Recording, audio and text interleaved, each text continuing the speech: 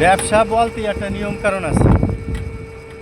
কেন অনেক সময় আমরা গাড়িতে উঠি, অনেক সময় মানে জিজ্ঞাসা করে না, গাড়ি ভরা যাত্রী থাকে কিন্তু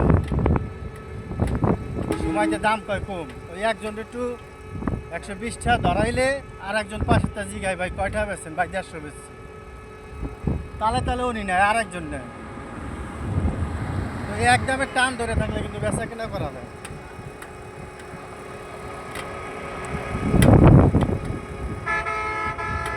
যে কোনো ব্যবসা পলিটিক্স আছে, পলিটিক্স না খাটাইলে ব্যবসা করা যায়। আপনি যে কোনো মালে এক দামে বেচবেন, ওই মানে কমাবেন না, আপনি এটা তো নেবেই না। আপনি বেচার নিয়ে 150 চাবেন 220, ভাই কম কত ভাই 200 দেন, এই আপনি যে কবে 150 কি